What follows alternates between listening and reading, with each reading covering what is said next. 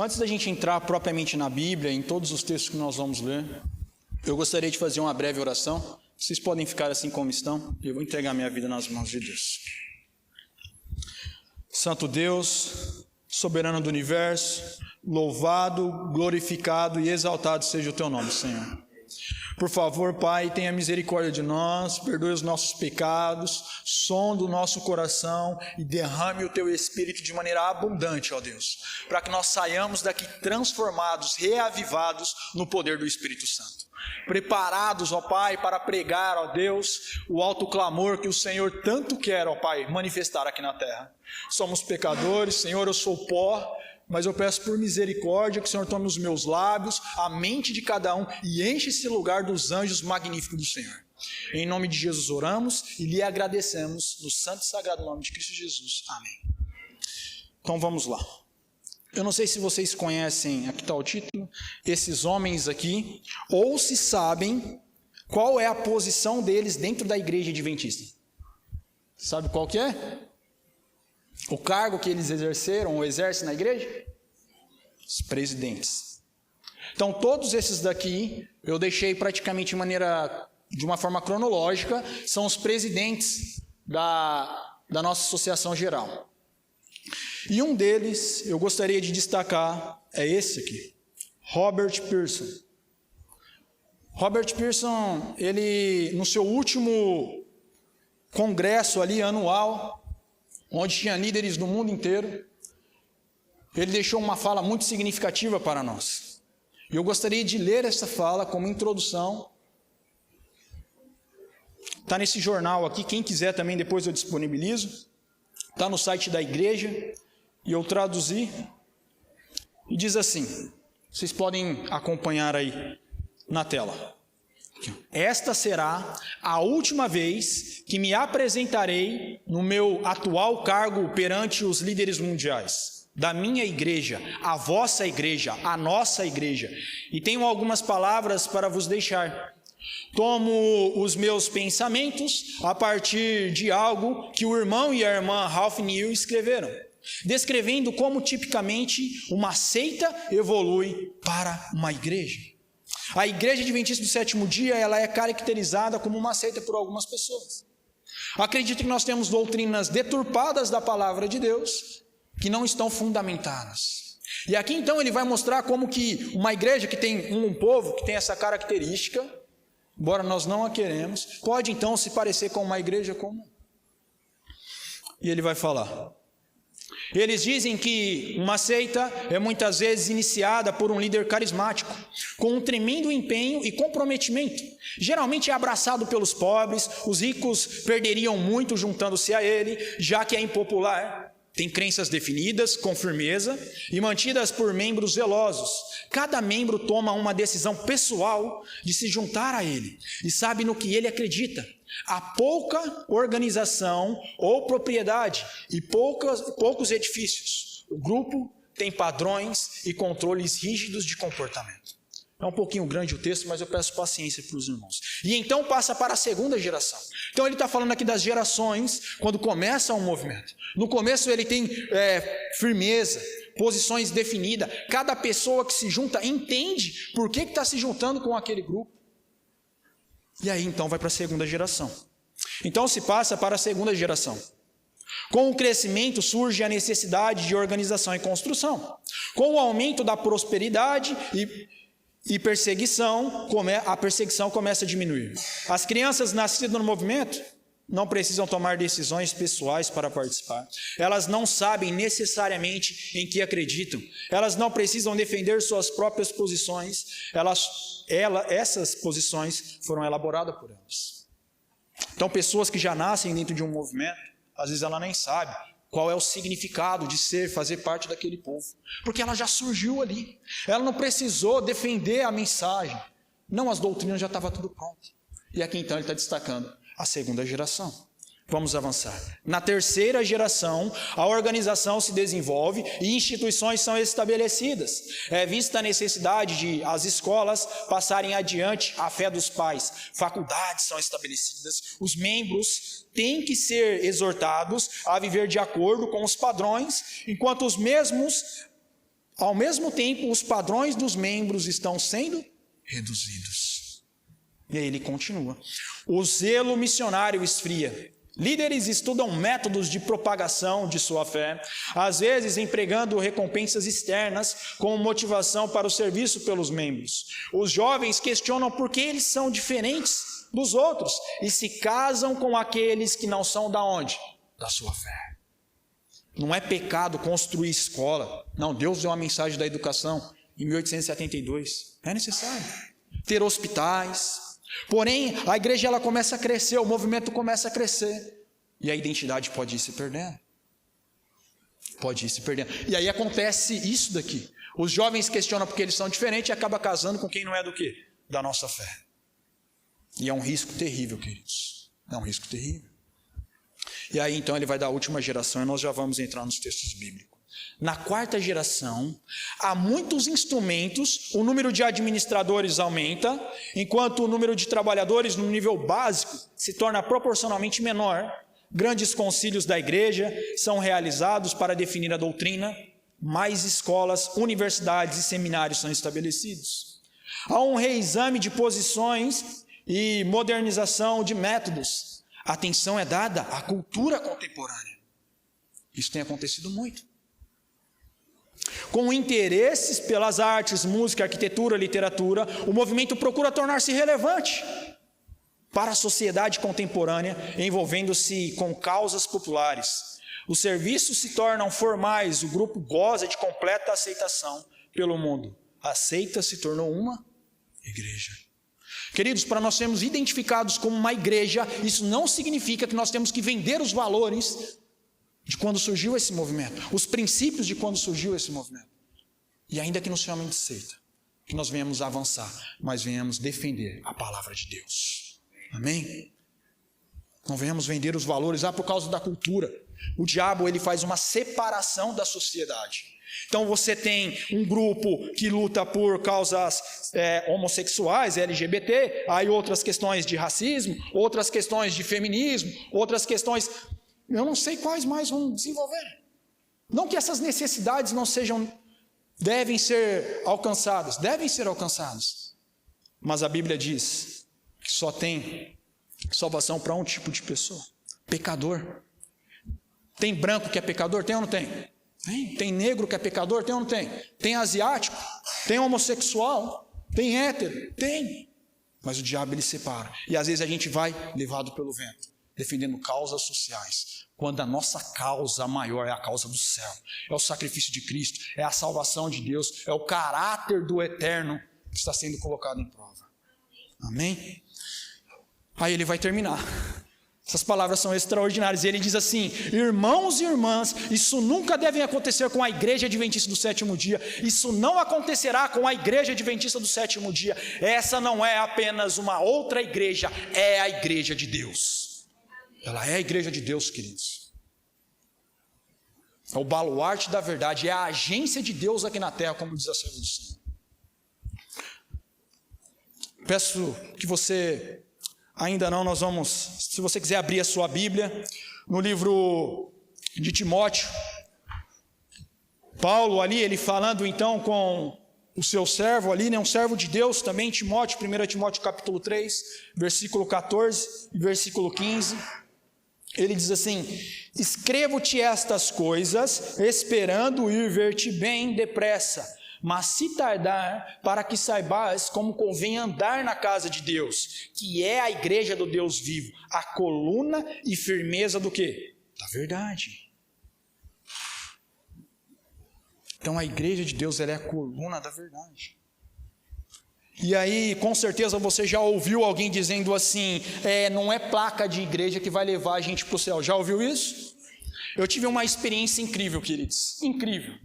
Houve um evangelismo lá na minha cidade, inclusive foi quando a minha mãe e a minha avó se batizaram, foi maravilhoso. E aí o que aconteceu? Eu estava gerenciando junto com o pastor, e o pastor falou assim: Daniel, aonde você falar aqui, nós vamos. O pastor, ele era um evangelista, então ele foi para a nossa cidade. E nós começamos a visitar as pessoas.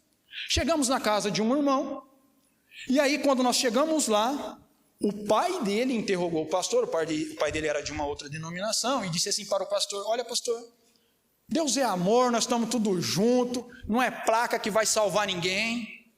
O pastor abriu o olho, era um pastor baixinho assim, corajoso, rapaz. Ele abriu o olho, foi para cima do homem, assim. Falou assim, ó, placa de igreja não vai levar ninguém para o céu. Mas tem muita placa direcionando as pessoas para o inferno aí fora. E tem ou não tem? A placa ela não salva, mas ela direciona. Se eu pegar uma placa escrito Rio de Janeiro, eu vou chegar lá no Mato Grosso? Não vou. Então a placa ela tem significado sim. Embora ela não salva, mas ela direciona. E aí então, Deus, manifestando através da sua profeta no tempo do fim, ele diz assim, Deus tem um povo distinto, ela diz assim, Deus tem um povo distinto, uma igreja na terra, inferior a nenhuma outra, mas a todas o quê? Superior. E agora, alguns podem pensar, isso é arrogância espiritual. Falar que a igreja adventista ela é superior a todas as outras. Quem que se manifestou nessa pessoa? Foi o Espírito de Deus ou o Espírito do diabo? Espírito de Deus. Agora nós vamos ver em que ela é superior. É aí que está. Ela não é superior para humilhar as outras igrejas, para bater no peito e falar, não, nós somos melhores que os outros. Não. Ela vai definir agora. Mas a toda superior em sua facilidade para ensinar o quê? A verdade. Não, quando você estuda com um adventista do sétimo dia mesmo, e ele vai te dar um estudo bíblico, você trava. Você fala, rapaz, quanto conhecimento que Deus deu para esse povo. E ela diz, a facilidade para ensinar a verdade, para vindicar a lei de Deus. Meu irmão, se estás ensinando que a igreja adventista do sétimo dia é Babilônia, estás errado. Quando a gente estuda a Bíblia mesmo, com profundidade, é um deleite para nós, é um bálsamo. E aí eu quero fazer uma pergunta para vocês. Todos aqui são adventistas do sétimo dia? Todos? Amém. Todos batizados? Ok, então vocês vão saber me responder. Existem quantas doutrinas... Minha esposa, por favor, amor. Porque quando eu dou essas matérias, minha esposa já... Segura aí. Existem quantas doutrinas na igreja adventista do sétimo dia? Você está vendo como que a gente não está uníssono no coro? Está vendo? Exatamente. Então nós temos quantas doutrinas? 6 doutrinas. Daniel, qual que é a diferença da doutrina e da crença fundamental? Porque nós ficamos confusos. Por exemplo, a doutrina de Deus. Ela é pautada, ela é estruturada pelas crenças fundamentais na Bíblia, na Trindade, no Deus Pai, no Deus Filho e no Deus Espírito Santo. A crença do homem. Aí você vai estudar a natureza do homem. E aí então vão ter crenças fundamentais para sustentar essa doutrina, entendeu? E a gente não tem doutrina, deu uma teia aqui, vamos fazer uma doutrina aqui na esquina, batemos um papo aqui. Não é assim que as coisas funcionam, não. A igreja de Deus ela é organizada. Ela é organizada. Então aqui nós temos as doutrinas. E aqui tem as 6 doutrinas. Nós temos 6 doutrinas. Agora eu vou perguntar de novo. Todo mundo aprendeu. Existem quantas doutrinas na igreja?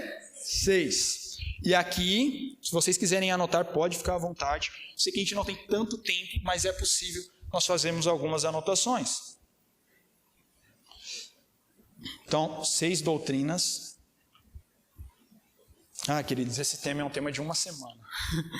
Passar aqui em seis aulas assim é um desafio. Mas vamos lá. Nós temos também as 28 crenças fundamentais. E coube a minha responsabilidade de falar para você da primeira doutrina e da primeira crença fundamental. Olha só. Ou seja, todas as outras doutrinas que nós temos, elas estão na onde? Na Bíblia. Nas Escrituras. Olha lá, a primeira crença fundamental, as Escrituras sagradas. Existem pessoas que ficam brigando aí entre a Bíblia e o dom de profecia. Luz maior e luz menor. Vou falar da minha percepção, querido. Sabe por que eu acredito no dom de profecia? Eu acredito. Tem me beneficiado bastante, tem beneficiado o meu casamento, a minha vida. Mas porque a Bíblia falou que ia ter o dom de profecia na igreja no tempo do fim. Amém? Eu não fico brigando. Não falo, não, qualquer um é maior que o outro. Eu falei, a Bíblia falou, por isso que eu acredito. Porque foi a Bíblia que falou. Eu crivo. Se a Bíblia não falasse, e aí? Como é que a gente ia defender essa crença fundamental? Fala, não, foi Deus que manifestou nessa pessoa. Que fala, irmão, mas e a Bíblia falou alguma coisa? Mas quando foi a Bíblia que falou, aí é exatamente aí que aumenta o valor porque que eu acredito. Porque eu não posso escolher parte da Bíblia que eu quero e parte que eu não quero. Ou eu aceito a Bíblia como um todo, eu não aceito, é ou não é? Ou seja, quando chega no dom de profecia, a pessoa rejeita, ela não está rejeitando nós, ela está rejeitando o que a Bíblia diz que é. É ou não é? Então vamos avançar. Como nós estamos trabalhando aqui na GYC, a questão da identidade adventista, vocês conhecem o símbolo da igreja, já viram? Que é uma bíbliazinha assim, e tem um foguinho ali, e às vezes a gente fica, por que tem essa bíblia, esse foguinho? Então tem um significado por trás. Isso faz parte da nossa identidade. Então aqui você tem a Bíblia aberta. A Bíblia forma a base do desenho e representa o fundamento bíblico de nossas crenças. Não foi eu que tirei da minha cabeça, não. Então todas as nossas crenças, elas vêm da onde? Da Bíblia. A Bíblia é muito importante para nós, queridos. A tal ponto que um adventista que ele não crê na Bíblia, ele não pode ser adventista. Ele não pode. Ele pode ser qualquer outra coisa que ele quiser. Ah, mas o filósofo falou. Não interessa. É a Bíblia. Nós não éramos o povo conhecido como o povo da Bíblia. Nós somos o povo da Bíblia. Amém? Nós somos o povo da Bíblia. E agora eu quero mostrar para vocês, queridos, essa introdução. Eu até peço perdão que eu alterei as mensagens, mas foi com um objetivo prático. Por quê? Porque a Bíblia ela não pode ser só mero tecnicismo da nossa parte. Ah não, eu sei defender o sábado, então está aqui, está em Êxodo 20 e tal, então eu vou lá em Apocalipse e monto e etc. É importante sim, mas ela tem que ser prática.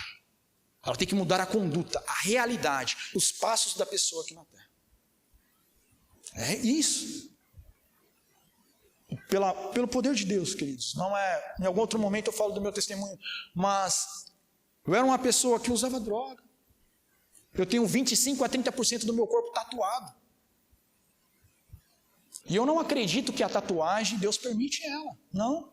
Eu entendi que é uma agressão ao santuário de Deus. Lendo a Bíblia, quando eu li lá em Campinas, sozinho, lá onde a gente morava, no fundo de uma casa lá, minha mãe estava dormindo, e eu li na Bíblia que o nosso corpo é templo, é santuário de Deus no livro de Coríntios. Eu falei, eu tenho que parar com isso aqui. Isso é errado. Eu tenho que honrar a Deus. Deus é o nosso Criador, amém? Então a Bíblia vai nos ensinar. Abra sua Bíblia, por favor, no livro de Efésios, capítulo 6. Diz assim: revesti-vos de toda a armadura de Deus, para que possais estar firmes contra as astutas ciladas do diabo. Porque não temos que lutar contra a carne e o sangue, mas sim contra os principados, contra as potestades, contra os príncipes das trevas deste século, contra as hostes espirituais da maldade nos lugares celestiais. A nossa luta não é contra a carne e contra o sangue. Não é contra o irmão, contra o pastor, contra a associação. Não. Não é assim. A irmã, houve um problema certa feita lá na nossa igreja, que uma irmã, ela disse assim, eu não vou mais para a igreja, porque a fulana, ela levou o neto dela para a igreja, o neto dela fez bagunça lá, e uma irmã foi ali, então, dar um conselho, uma orientação a ela não gostou e ela não queria voltar para a igreja. E aí a questão que fica é, quando há um desentendimento entre eu e um irmão, e eu deixo de servir a Deus, adorar a Deus, a pergunta que fica é, o que Jesus tem a ver com isso? Deus não deve ser adorado agora por causa disso? Não, pelo contrário. Aí que eu tenho que buscar Ele, se eu tenho dificuldade de pedir perdão. É ou não é? Então, ela diz assim, ó, há 1000 modos e planos que Satanás tem de se insinuar para perturbar a mente de quem? Da juventude. 1000 modos, queridos. Mas Deus tem 1 milhão para te libertar do pecado. E a menos que a pessoa esteja inteiramente firmada em Deus e conscienciosamente protegida pela manutenção da mente, na pesquisa das Escrituras e arraigada na fé, os jovens certamente serão o quê? Enredados. Se ela não estiver firme nas Escrituras, o diabo tem 1000 modos de pegar a mente dessa pessoa. E aqui está, vamos avançar. Então Paulo ele vai nos ensinar a resistir a essas tentações. E ele diz assim: portanto, tomai toda a armadura de Deus, para que possais resistir no dia mau, e havendo feito tudo, ficar firmes. Eu quero dar uma ênfase aqui, queridos. Desculpa. Quando você falou da questão da igreja, dessa dificuldade de receber uma reflexão, eu estava pensando, durante como a gente está com a nossa cultura na igreja voltada para mim, para o eu, né? Dodói daí, né? Ninguém chama atenção. Quer dizer, a palavra diz que a repreensão feita em amor, né? Ela serve para salvar, para melhorar, para fazer. E a gente está concentrado no tadinho de mim, do seu dodói, qualquer coisa. Talvez a gente percebe que a base é que está complicada, né? As pregações são voltadas para o eu, para o ego, para mim, para o meu agrado. Até os filhos da igreja, se você observar, geralmente é para o dentista, tá viu? Uhum. Então, talvez exista alguma coisa que se possa fazer nesse sentido, para resgatar a mensagem puramente bíblica, né? E tirar o centro do homem. Sim, do centro. Exatamente. E aqui nós vamos ver exatamente isso, irmã. Como resistir no dia mau. Por que nós temos essa sensibilidade? Hoje todo mundo é ofendido por praticamente quase tudo, né? Mas é interessante, eu gostaria de abordar algumas coisas aí. Mas, então Paulo, voltando aqui, ele diz assim, para que a gente possa resistir no dia mau, nós devemos vestir a armadura de quem? De Deus. Irmão, o que é o dia mau? O dia mau não é o dia que acabou a energia na sua casa, o dia que você ficou sem internet. O dia mau é o dia que a sua mãe morreu. O dia mau é o dia que você descobriu que seu filho estava fazendo aquilo que não devia. O dia mau é o dia que você foi desempregado, sem se preparar para aquilo. O dia mau é o dia que, aqui como está nessa imagem, você foi lá no hospital e o médico falou assim para você, você está com câncer em estado terminal. Para esse dia mau.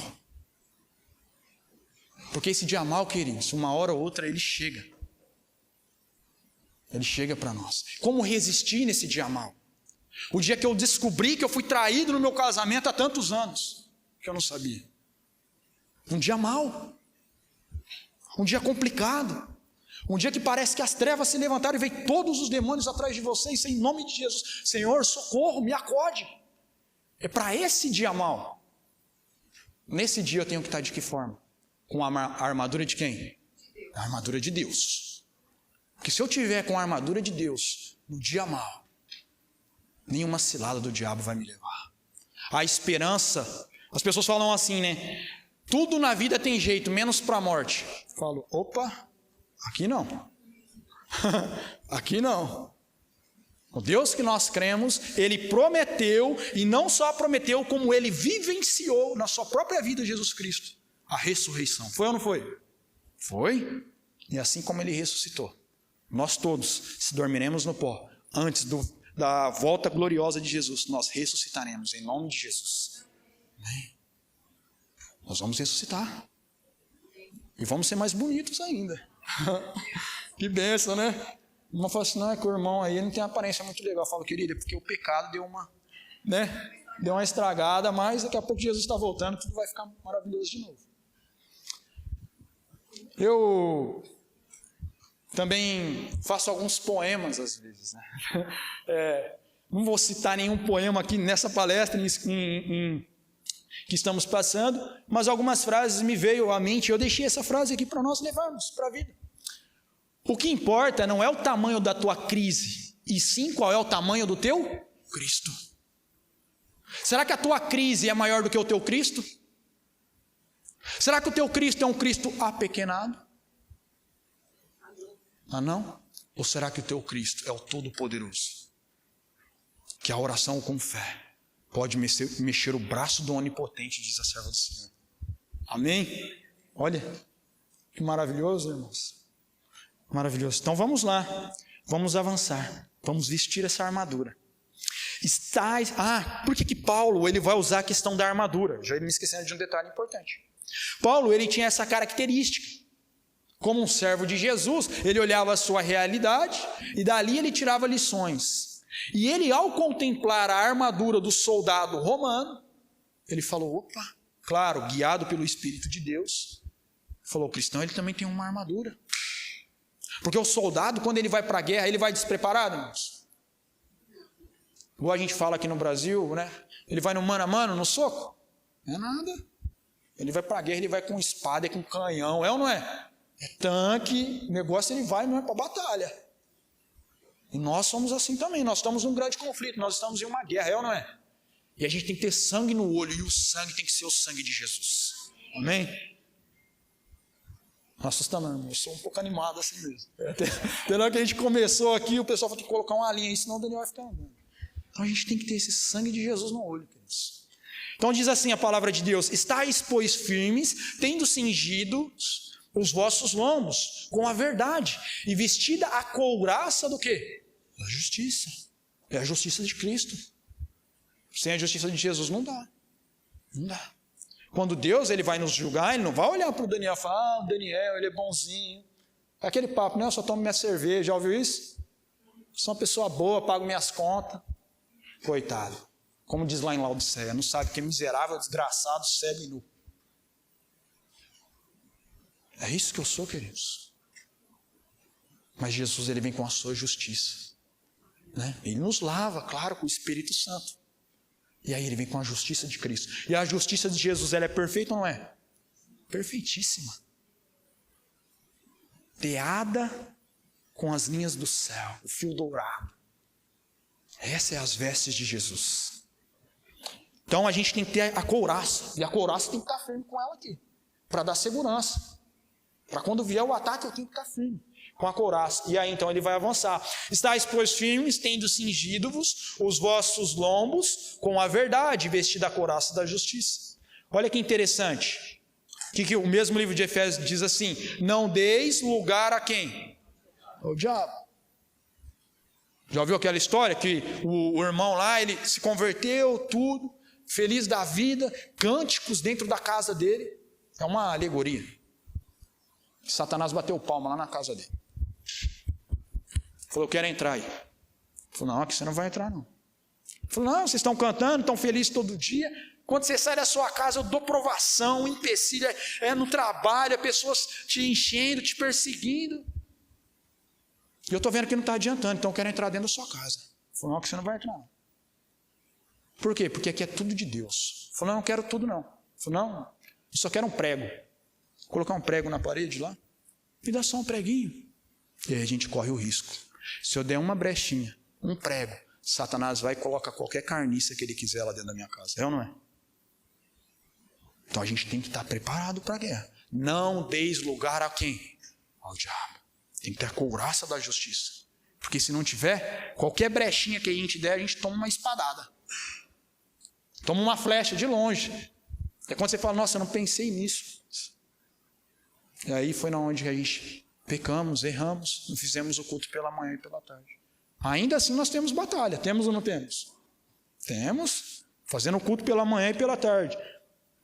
Ele vai olhar as características, Paulo, do soldado, e ele percebe que o soldado ele não ia descalço para a batalha. Porque quando ele estava em guerra, havia instrumentos pontiagudos que o inimigo lançava. E aí ele poderia pisar e furar os seus pés. Então ele tinha que estar o quê? Calçado, o soldado romano. E assim é o soldado de Cristo. E calçados os pés na preparação do quê? Do evangelho da paz. Por onde a gente for, a gente tem que pregar o evangelho da paz. Calçado. E é claro, tem um outro ponto aqui também. Tomando sobretudo o quê? O escudo da fé. Sem fé é o que? Impossível agradar a Deus. Porque quando o diabo lançar os dardos inflamados dele, você coloca o escudo da fé aqui. Ó. Eu tenho fé que eu vou passar por essa provação. Com o qual podereis apagar todos os dardos inflamados do maligno.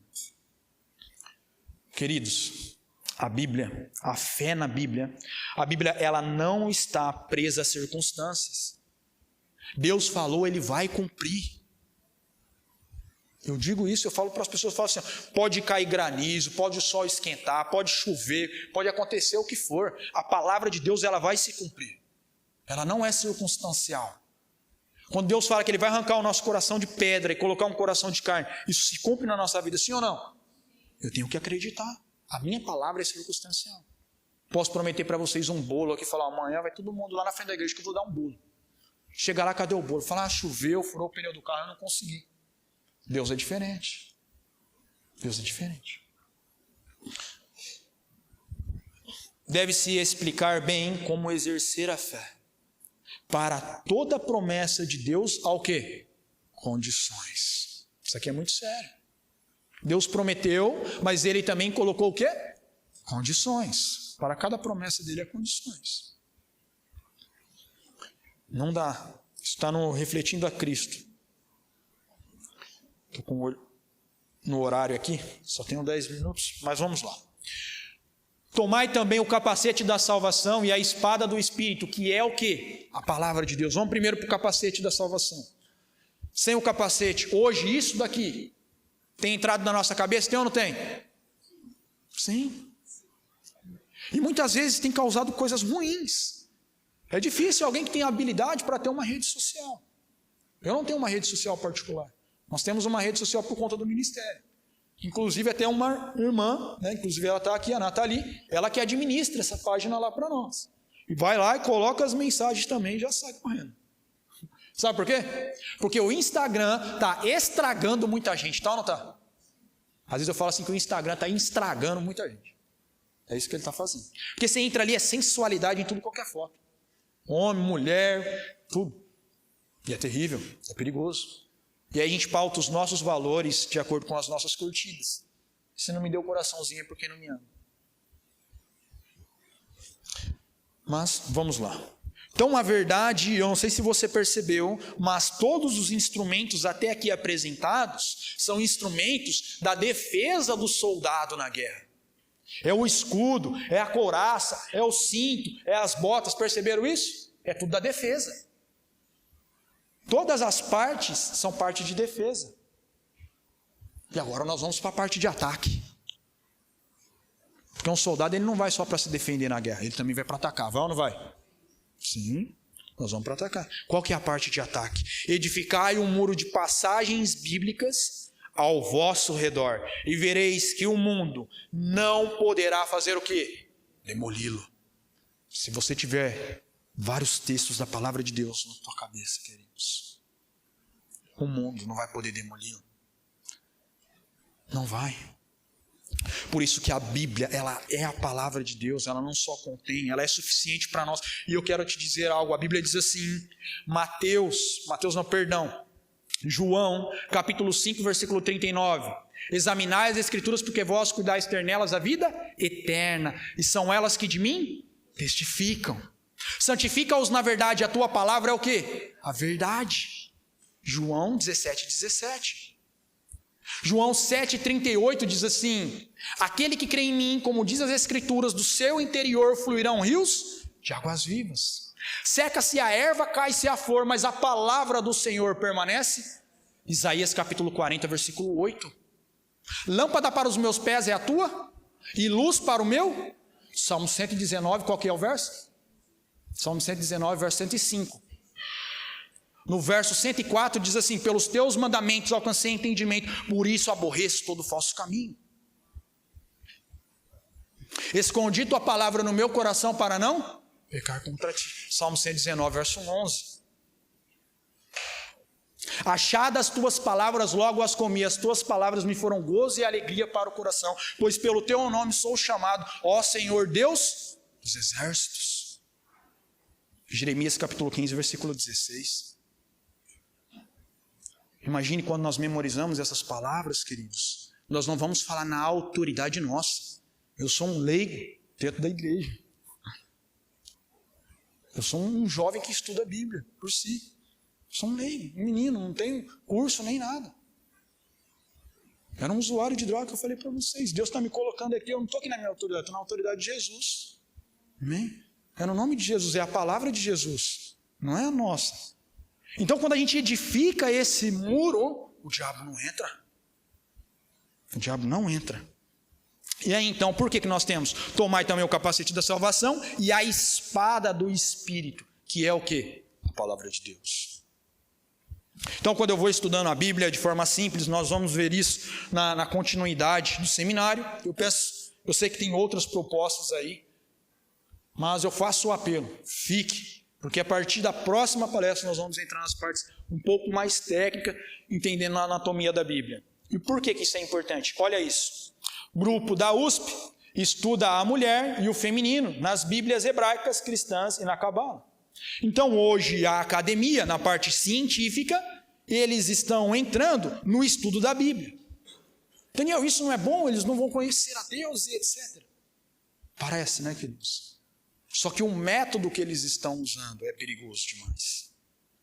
Essa mulher aqui, a Susana Schwartz, não sei se o nome dela se pronuncia assim, ela é uma das responsáveis lá da USP, e ela diz assim: uma vez no âmbito da investigação acadêmica temos que descartar alguns dos critérios da teologia e da religião. Isso é verdade? Isso é fé? E aplicar aos textos critérios científicos, como o princípio da dúvida e a prática do livre, o quê? Questionamento. É aqui que está o perigo. Podemos e devemos questionar o texto e formatar a partir dessa liberdade um comentário crítico cujo objetivo é elucidar, iluminar, explica ao jornal da USP a professora Susana Schwartz. Fala, Daniel, beleza, ela está estudando a Bíblia lá com o método dela da dúvida, eu não sei que princípio que é esse. A gente pode duvidar da palavra de Deus? Não, nós não temos essa capacidade. O que nós temos é aceitar ou rejeitar. Eu não posso duvidar. Deus colocou ali, é verdade ou não é? Com certeza. Isso vai desembocar aonde? Nessa interpretação aqui. Ela, fazendo a interpretação, usando o método dela na Bíblia, diz assim: Deus cria Adão, humano sem gênero, do pó da terra, sopra em suas narinas um sopro de vida e o coloca em um jardim. Deus declara: não é bom que o humano seja só, farei para ele um auxiliar sem gênero, que lhe corresponda. É isso que a Bíblia diz? Que Deus criou Adão, um homem sem gênero, e criou um auxiliar para ele sem gênero também. A Bíblia é clara, Jesus mesmo vai falar, vai confirmar isso.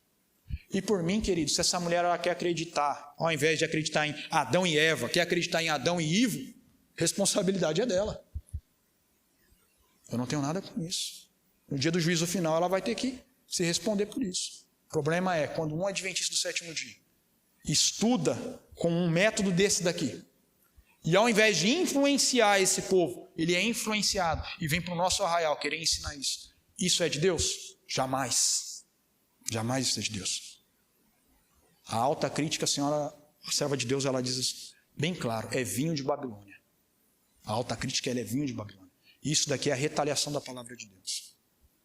Quando você vai estudar a Bíblia da forma correta, e eu já estou indo para o final aqui, esse aqui é um acadêmico adventista, eu nem vou usar as minhas palavras, está no livro Compreendendo as Escrituras. Nós temos outras editoras, fora a Casa Publicadora Brasileira, uma editora adventista mais técnica é a Unaspress. E a Unaspress publicou então esse material. E ali no capítulo 7, o nome desse doutor aqui é Eckhard Müller, não sei se é assim que pronuncia, mas ele diz assim, são estes os passos exegéticos básicos, em ordem cronológica.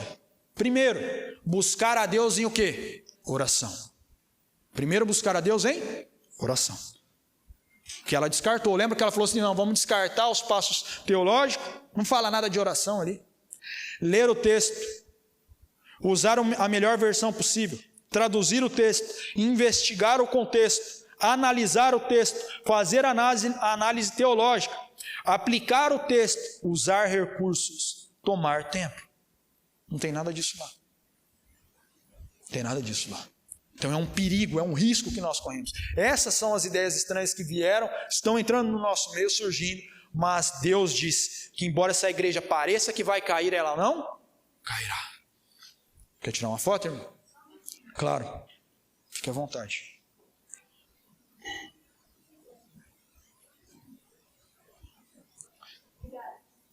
Ok, vamos avançar. Ele também diz assim: o método bíblico histórico é às vezes chamado de abordagem bíblico-gramatical das Escrituras. Método histórico-gramatical ou método gramatical histórico deve ser distinguido do predominante método crítico-histórico, com sua crítica da fonte, crítica da forma, crítica da redação, história da tradição e crítica sociocientífica. Você fala, Daniel, que um monte de coisa é essa aí que você está falando? Eu não estou entendendo. Vamos lá, vamos trazer para a gente entender, de forma simples. O método histórico crítico, esse método da crítica das fontes ou crítico sociocientífico, ele é um método que a pessoa ela olha para a Bíblia com o princípio da dúvida. Então, por exemplo, ela pode olhar para a vida, e eu vou até dar um exemplo aqui em um estudo, de Raabe, porque Raabe, quando ela encontra com os espias, ela fala, eu ouvi do seu Deus e etc. E ali na fala dela tem eco de pelo menos 3 dos 10 mandamentos. E aí o que a crítica, essa crítica que crítico histórico faz, ou crítico científico? Como que uma prostituta, lá em uma outra cidade murada, sabia o que ela sabia dos mandamentos de Deus? Isso aí foi o autor que colocou. Ela não tem a capacidade de conhecer a Deus dessa forma. Querido, se a Bíblia falou que essa mulher, ainda que ela tinha de caráter duvidoso da vida dela, mas que ela conhecia os mandamentos, eu vou duvidar? Jamais. Deus falou, amém. Aí a serva de Deus elucida. Ela fala que quando Deus abriu o Mar Vermelho, começou a fazer os feitos de Israel, aquilo se espalhou para todo mundo. Aí ela ficou sabendo. É ou não é? É igual aí fora. Chega uma pessoa e fala, você conhece Jesus? Ah, já ouvi falar. Ouviu ou não ouviu? Pelo menos alguma coisa já ouviu. Dos milagres. E assim também aconteceu naquela época. Então esse método ele é um método perigoso. Nós vamos estudar aqui um método saudável, que é o bíblico histórico, que é o método gramatical da Igreja Adventista do Sétimo Dia. Aqui, ó, só para a gente terminar, os estudiosos da alta crítica põem-se no lugar de Deus e revisam a palavra de Deus, alterando ou endossando. Dessa forma, todas as nações são induzidas a beber do vinho da fornicação de Babilônia. Ouviu aí algum tempo atrás pessoas falando que a gente tem que atualizar a Bíblia? Viu isso? É isso. É alta crítica. Não, que a gente tem que atualizar a Bíblia, porque a Bíblia ela foi feita pelo homem colonial branco. Que história é essa? E aí começa a fazer a retaliação. Queridos, eu tenho que, nem que a gente avançar aqui, se segura aí em nome de Jesus. Esse livro aqui é o Heróis da Fé. Aqui fala de grandes homens, Martin Lutero, já ouviu falar de Martin Lutero? John Wesley e etc. Esse homem aqui, George Muller, que é um outro, né? Ele já é falecido, diz assim, George Muller levantou orfanatos, alimentou milhares de órfãos, pregou a milhões de ouvintes em redor do globo e ganhou multidões de alma para Cristo. Antes de falecer, disse que ler a Bíblia inteira cerca de 200, quantas vezes? 200 vezes. Fala, uau, ele leu a Bíblia 200 vezes? É, mas olha a forma que ele leu. 100 vezes o fez estando do quê? Joelho. Às vezes a gente não leu a Bíblia nenhuma vez, nem deitado. O homem leu 200 e 100 de joelho. Talvez hoje ele seria tido como um fanático, um extremista. Mas ele não forçou ninguém, queridos. Era a vida dele pessoal com Deus. Era ou não era? Quem pode ir contra a nossa liberdade de consciência? Ninguém. Se você quer buscar a Deus 100 vezes lendo a Bíblia de joelho, louvado seja Deus, vai ler a sua Bíblia.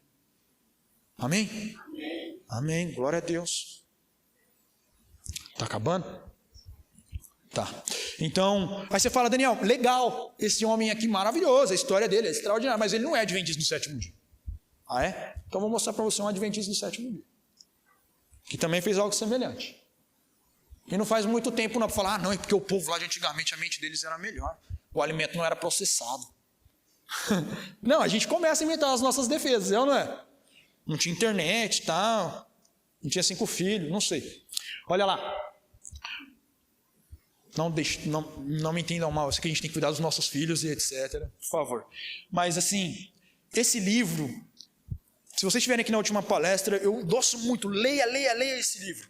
Diz assim, ele, falando de John Neves Andrews, ele estudava a Bíblia com tantos detalhes e conhecia seu conteúdo de forma tão completa que chegou a me confidenciar, disse um homem, que caso o Novo Testamento fosse destruído, achava que seria capaz de reproduzi-lo palavra por palavra. Também me informou que lia as Escrituras em 7 idiomas, com o entendimento de que forma? Claro, 7 idiomas.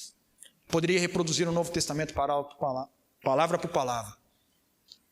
E às vezes nós, para decorar os 10 mandamentos, é uma batalha. É ou não é? Uma guerra, rapaz. Sangue para todo lado. Mas esse aqui não. Homem de Deus. Eu não quero dar spoiler do que tem no livro. Eu não estou ganhando nada, também não estou vendendo o livro aqui não. Só estou falando assim que é extraordinário. É um livro compacto. Eu gosto da história adventista, queridos. Eu amo, assim, eu vejo os nossos pioneiros, assim, eles eram extremamente abnegados. A gente vai ter um estudo sobre eles aqui. Então, o último texto aqui. Fala, Daniel, interessante. Então, a palavra de Deus, ela é armadura, ela é espada, é instrumento de guerra. E ok, aqui diz, tomai também a espada do Espírito. Mas e Jesus Cristo como modelo? Porque se o seu sermão não tiver Cristo, ele pode ter tudo, mas ele não vai ser um sermão. Só quando Jesus ele foi tentado pelo diabo, o que ele fez? Ele falou, não, peraí, eu vou falar uma filosofia do coach aqui agora. Foi isso? Não. Ele respondeu com o quê? Uma palavra de Deus. Quando o diabo diz para ele está escrito, nem só de pão viverá o homem, mas de toda a palavra que sai do quê? Da boca de Deus. E ele citou o Antigo Testamento. Se Jesus, que é Jesus, citou o Antigo Testamento, por que nós, adventistas do sétimo dia, não vamos citar? Porque um outro irmão lá da outra igreja não pode citar? Jesus, autoridade máxima. De novo, quando ele foi tentado de novo, respondeu-lhe Jesus também, está escrito, não tentarás o Senhor, seu Deus. Ele citou também a Bíblia, foi ou não foi? Jesus, o nosso modelo. Mais uma. Respondeu-lhe Jesus, também está escrito, não tentarás o Senhor teu Deus. Ele citou um outro verso também de Deuteronômio. Tudo. Jesus, ele vivia pautado na palavra de Deus. A serva de Deus diz no livro Ciência do Bom Viver que as horas mais felizes de Jesus era quando ele estava na encosta da montanha estudando a palavra. Não era na Netflix, não era no WhatsApp, não era no YouTube, era quando ele estudava a palavra de Deus. Amém? Terminou, amor? Tá, ok. Então a gente vai terminar por aqui. Eu gosto de terminar também com uma saudação de Paulo. Mas não é para ir embora não, hein? Ele diz assim, paz seja com todos os irmãos e amor com fé da parte de Deus, Pai e do Senhor Jesus Cristo. A graça seja com todos os que amam a nosso Senhor Jesus Cristo em sinceridade. Amém? Amém. Louvado seja Deus. Nós vamos parar por aqui, fazer um intervalo e aí nós voltamos.